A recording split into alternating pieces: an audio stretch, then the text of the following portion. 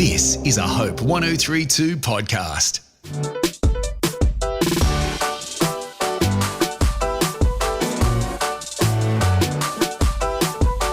Hello, welcome to Undistracted, the podcast where we learn from our guests how to be better at building our lives with intention around our passions, our purpose, and dealing with some of the stuff that gets in the way. I'm your host, Laura Bennett. Glad to be back with you. You can follow the podcast wherever you're listening. Make sure you subscribe and find video versions of many of these interviews on the Hope 1032 YouTube channel.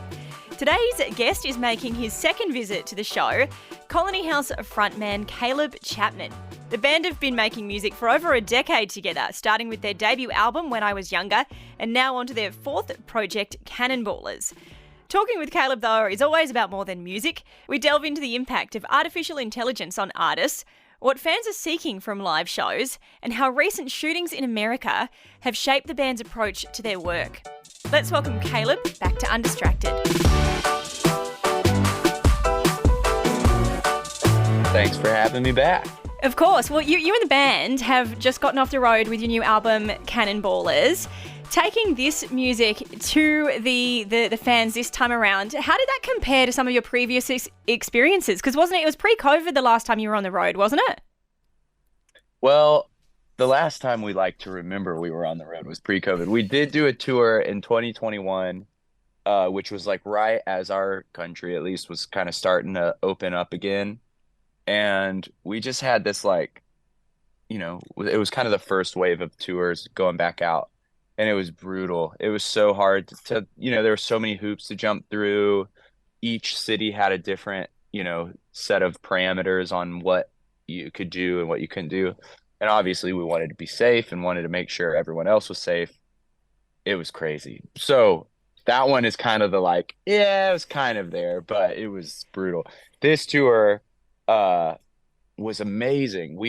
It was just a breath of fresh air for us. Maybe it was because the last one was so hard and had kind of this cloud looming over it. But regardless, our crew was amazing. The people that were helping us out, the band opening for us, Little Image, was incredible. And then just the embrace of the new album was like, all right, people still want us to put out music. That's good. Yeah. That's encouraging. So without boring you with every detail, because I could, it was awesome. Yeah, we loved it. Has the love of music changed for you, given that you've had, times, and we don't have to dwell on the hard times, of course, but they do shape, the experiences we have going forward. Has your love of music been impacted by the fact that there were some restrictions put around how you enjoyed it? That's such an interesting question. I have to assume it has, even if I haven't realized it, anything life altering, not to put too much weight on it, but I would say the pandemic altered all of our lives. Anything that changes the course of your life impacts everything in it. And music is a huge part of my life. And so I think the way that I enjoy music and the way that I create it, and then the way that we put on shows, it does feel like maybe it means a little bit more or something. Like you start understanding, the pandemic opened our eyes to even more so the power of music and how it connects us when we can't be together. It's like the stories we continue to hear. Like we had a ton of people being like, this is my first show since COVID. Wow. On this tour. And so just the idea of this being kind of like, you're almost like cutting the ribbon. It's ceremonial for a lot of people. And I feel like that as well. Like everything is a gift. Like every breath we take is a gift. Every new song we get to write is a gift. And I don't always feel this way, but when I can take the time when someone asks a well thought out question like this, it does make me go like, yeah, of course I think of it all differently, because maybe you understand how fragile it is as well, and how it can go away so quick. So I think being in the room with people, like we always say, our albums aren't complete until we tour them, until we sing them with people in the room. That's when they are final. And that is more powerful now than it ever has been, to be in the room with people. So What's the energy that's missing between when you've recorded everything, you've got an album out there, between that moment when it's relatively complete to when you take it on the road? What's in that gap? hmm, that, yeah, I think human connection. Like, obviously, you connect with people while you're creating it. The gift of being in a band is you're constantly having a tug of war with each other in the best way possible. Like, I think that tension creates the best stuff, the Mm, best work. So there's that humanity, the human connection in the creative process, but the variable of being in a room with strangers and something about your song has brought everyone there, whether they know it or not, whether they are familiar with your music. Somehow mm, their friend or their family drug them to a show because of a song or because of an album. And no, no video production, no cell phone, no artificial intelligence will ever be able to replace mm. being in the room at a concert, because you don't know what's going to happen. You never know. It could be the most rehearsed thing in the world. And I love that variable. And I think, like, especially now, like, I used to watch, Heroes of Ours Switchfoot as a kid and see John go out into the crowd and was like, well, that's an amazing showman. That, like, the Mm. showmanship of that is amazing. And I don't think I understood it fully until I got brave enough to do it myself. Yeah. And Yeah. and I, and honestly, I don't. It is not a comfortable thing to do, to jump across the threshold into a crowd of people. Hmm. I would much rather, like, it is out of my comfort zone. Yeah. But there's something really powerful when you're brushing shoulders with people and you're like, there's like a physical connection of, like, you see it in their eyes. Maybe it's they're just having the time of their lives, and Yep. that is beautiful. And then there's tears, and you're like, what? I am such a fan of mystery and a Mm. fan of, like, where are those coming from? I'll never know. Like, sometimes you get the privilege of knowing where those tears come from, but most of the time you don't. And Mm. that uh, is an incredible thing to be a part of. You can never replace that. No, it's special. And you're I think too taking the brave step of going, I hope they catch me. Please don't anyone drop me. Yeah, Every time. true. But you bring up AI. You're probably the first artist I've asked this, but it's been an increasing conversation. Like, are you, as a creative person, a songwriter, a musician, does some of the stuff with AI bother you? Like when you see songs being, quote unquote, written by artists Yeah, that aren't actually real? Like, do you feel a pressure with some of these technologies coming out? it doesn't bother me. I'm sure when Pro Tools came out, people were like, "Oh, you can't use computers. You got to use tape." Mm, And uh and obviously there's a little bit of a cheat code, but with AI and things that are way beyond what I can comprehend. To me, it's just another creative tool. If you want to tap into it. It will never replace what only a human can do. Like, there will mm, always be a discrepancy. It might be amazing, and that's cool. Way to go. Like, uh, but, like, in the same way, like, um, you could say, well, there's people that just sit in their house and write songs and never tour. That's not fair for the people that sit in their house, write songs, and then they go tour it because they're doing the hard work of getting out and trying to sell the song. It's like, no, there's an like, it doesn't take away from the people just sitting there and doing it. That's what they do. mm. Uh, so as far as, like, artificial intelligence goes, and how it impacts my job, I'll probably fuss about it eventually, being like, oh, they're just getting their music for free now because they can type in a prompt. Mm, But again, there's a sacrifice to that. And I yeah. think, there will, like, true human art will stand the test of time. And Mm. maybe I'm old school, but I do think there's always room for people. Yeah, you can't replace the human heart. It's just the reality of it. But That's right. in bringing Cannonballers to life, which is a fantastic album, this is your fourth one. You guys have been at this for a while now. I think there's a beauty to the work that you do, and there's certain through lines, but there's also things that change and evolve as you guys, Yeah. grow individually. As you get a little older, you have more life experiences. How has Cannonballers compared in the way you put it together, the songs that you're writing, to some of the early stuff that you used to do? Well, for one, we're all Tennessee boys. We were all born and raised in Tennessee, and we've always made all of our albums in Tennessee, uh, up until this point. And we took the Cannonballers to Oklahoma, worked with a producer out there named Chad Copeland, who we've been a fan of his work forever. And so we recorded in Oklahoma and El Paso, Texas. And El Paso, we were on this. It's actually, I think, in a town called Tornillo, right on the border of Juarez, Mexico, and Texas. And there's nothing. It's a pecan farm, and then there's this beautiful studio called Sonic Ranch, and there's nothing to do there except for record music. And so we took a few steps out of our comfort zone, went into a new place, and I think geography can make, I mean, think about like some of the greatest uh authors or movies or whatever, like geography is usually like, I don't know, the foundation of it. Like you Yeah. gotta set the scene. And so I think just getting into a new place helped us think different. Mm. We were a lot more, every album we do, if you continue to have me back on this show, I'll probably say it every time. It's like every album we get more and more collaborative.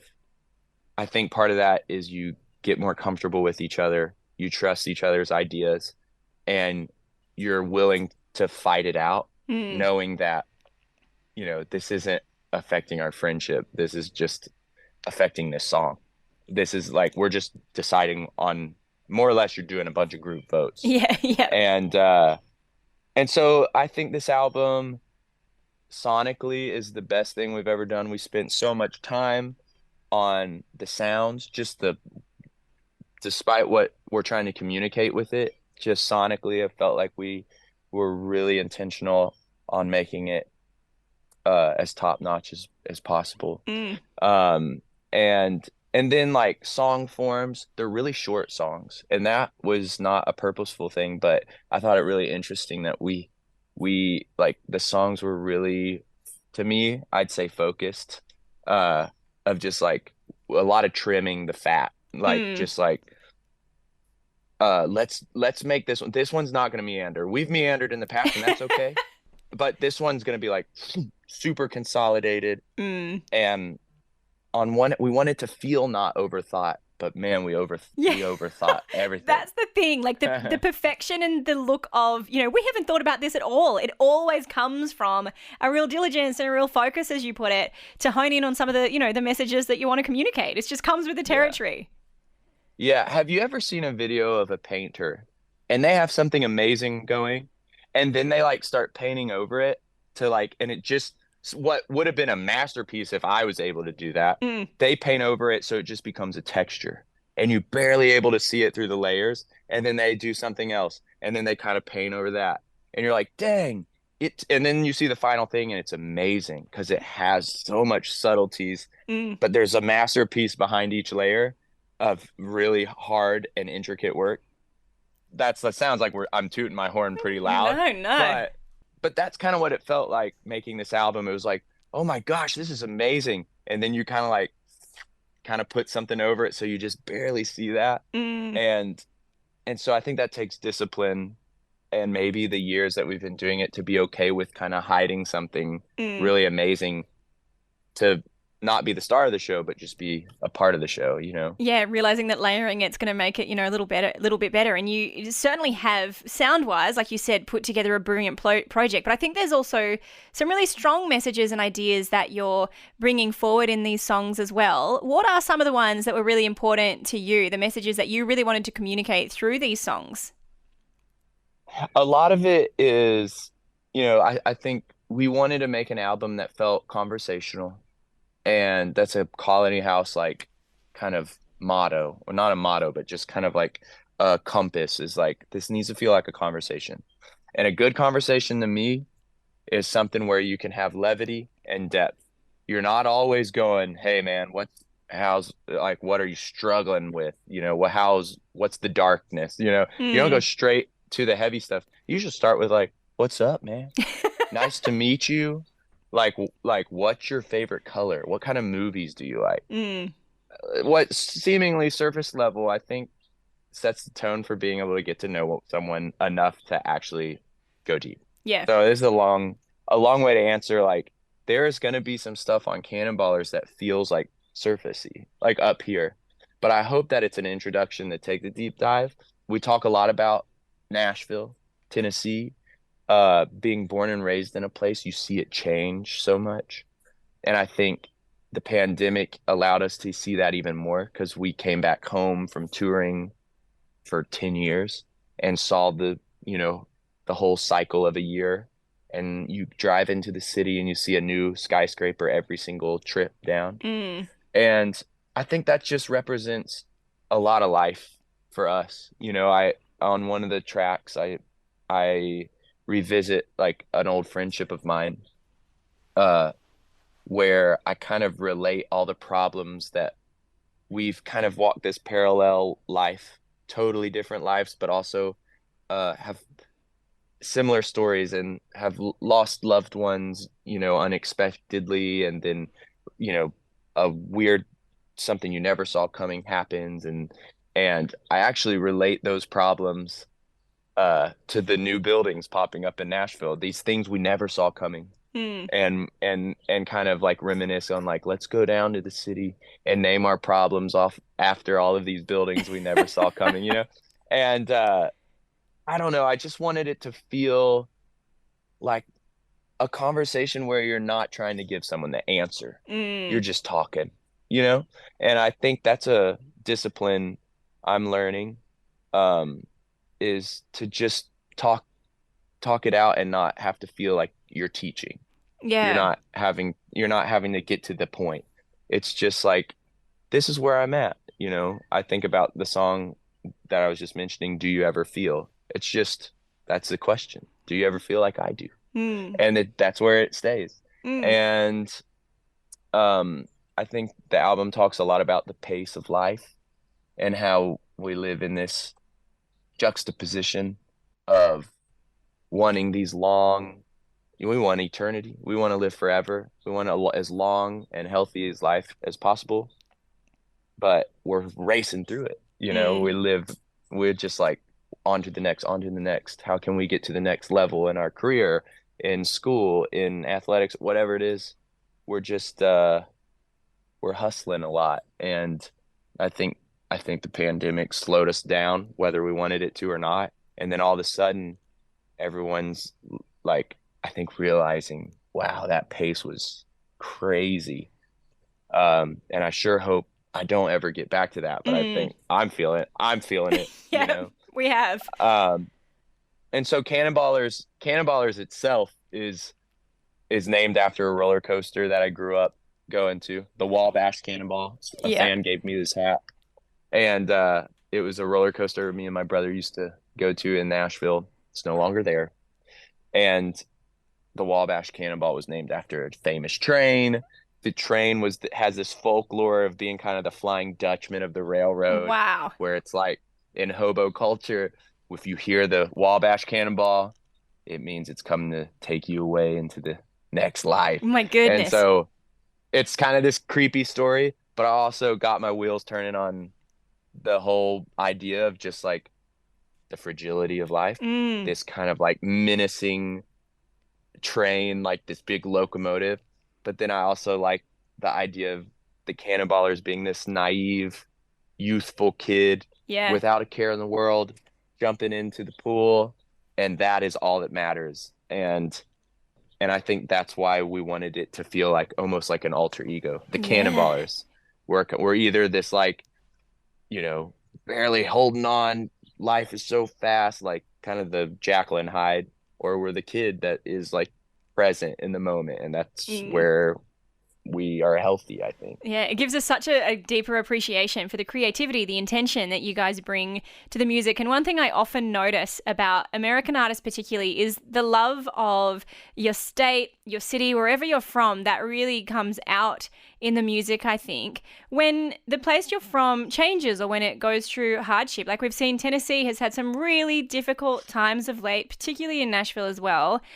How do you handle that? Like when the place that you're from is grieving, when there's difficult stuff going on, does that impact you as an artist as much as it does individually? Totally. Yeah, it is. It's crazy because like I think that is an interesting question because there is a lot of pride in where you're from, uh, being a, like, or just wanting to like own, like, this is what raised me, Yeah. this is this, the scenery, the people here, this is what no matter what, this is my home. And I think some of the most beautiful people in the world live here. However, it's often in stark contrast with what's happening either politically. Of course, Nashville recently had the school shooting that was it was incredibly heartbreaking. Me and my brother were pretty close at one point in our lives with the head of school who lost her life, Catherine Coons. She was our tutor when we first started touring, Wow. and we spent a lot of time with her, and she's beautiful. And I think the most heartbreaking thing is when you see, we went to the funeral and we heard her husband speak of the hero that she was, and we heard her sisters and her daughter and her son, and it was a triumph of humanity to be able to talk in the midst of the darkest thing that's coiled up in politics and so much anger. And it's so easily like the people that lost their lives and the families often become like just, I don't know, collateral. Mm. And it was just a celebration of like, even in the darkest moment, like there was beauty here. And I have no right to say that. Her family does though. And that's who was saying it. And I think that is the part of me that is proud. Mm. And I think there's a lot of work to be done in Tennessee, a ton of work, whether it's, the foster care system, the gun laws, that, the whatever it is, like it's not even a political conversation. Mm. It's just like it is an important conversation, and we got to be having them. And it's also, Nashville's a small town, so the governor. I went to school with the governor Hmm. with his kids, and it's like there's not you like, and when something tragic like the Covenant school shooting happens, like everyone is connected. And so that's what's beautiful about this place. And I think Nashville has a beautiful community. Hmm. And also, like anywhere, there's a really broken pieces. And so I want to be a part of it all. I want to be a part of the beautiful, and I want to be a part of the broken, because that's the only way, I think, for there to be any kind of redemption or restoration. Otherwise, those things stay separate. Yeah, and it's always amazing to me that in the deepest grief, there can be those moments, as you so beautifully expressed, of connection and relationship and refocusing that helps people get through some of that stuff and have necessary conversations on the other side of it. And I know that your music as a band plays such an important role in people's lives, not only helping them process emotion, but I think galvanizing that sense of community. I have been to your shows and I've seen the response of people in the crowd as they listen and as they laugh and they jump and they sing and they cry and they sweat and all of the things happen. What is it that you think audiences are coming to when they go to your shows? Because there's a particular youthfulness, I think, in the crowd, but why do you think people show up and want to experience what you guys have to offer? What are they seeking? I think what we've heard, especially on this past tour, we've always said we want a Colony House show to feel like a group hug. Like, even if you didn't sign up for it, you're like, oh, okay, I'm in it, And they're like, oh, I kind of like these people. Everyone's always said, and I think it makes me happier than any accolade you could receive, any whatever charting or whatever, is like, you feel like you belong at a Colony House show. There's a family. Everyone kind of has their arms wrapped around each other. And I think that's always been important to us. Like there is no us and you. We have a stage here, but there's no curtain dividing us. This is all one big room. And we want it to feel like that. We want it to have this like ragtag, uh, I think everyone in some form or fashion, someplace in their life feels like a misfit, whether they're the most popular person at school, or the wallflower at the dance. Like everyone has some part of their life that feels like they don't belong. And we've always wanted to create a space where everyone belongs. And um, I don't know if that comes at a cost in career. Like, I don't know. It's easy to get in your head about like, are we doing enough on social media to make sure we're reaching new fans? And like, it is a business, right? At the end of the day, we're trying to grow for all the reasons. Yeah. But the biggest one is I want to see what we do in a room of 500 people if we can make that happen in a room of 5,000 people. Like that would be beautiful. And that's not us doing it. We're just kind of like somehow we became the soundtrack of something happening. You know what I mean? Yeah. And I think you can say there's a kind of a rigidness to a Colony House show that's raw and aggressive, but I also think there's like a soft kind of brokenness to it that's not perfectly polished. And we sure hope that people feel at the very least loved in some capacity at all of our shows. No, it's good. And the rawness, I think, is really something, right? Like there is that inclusivity that I think your shows offer people and that they appreciate. And I'm really grateful that we've had the chance to chat with you about it today, Caleb. Thank you so much for your time. I have no doubt you'll be back on the podcast soon and hopefully, fingers crossed, here in Australia at some point. Oh, we are trying our darndest to get down there. We want to, like, pretty much we have a weekly call. We're like, Australia, ?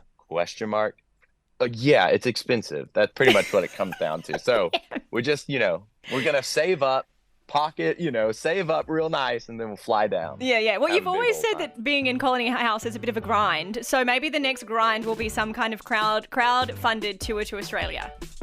I like it. I like it.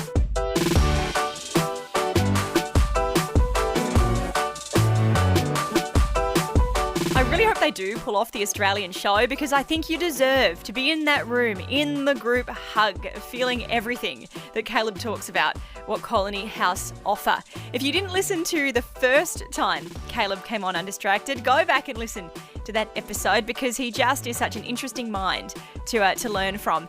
And thank you again for listening. Make sure you rate, review, subscribe to this podcast. And until next time, enjoy living this undistracted life.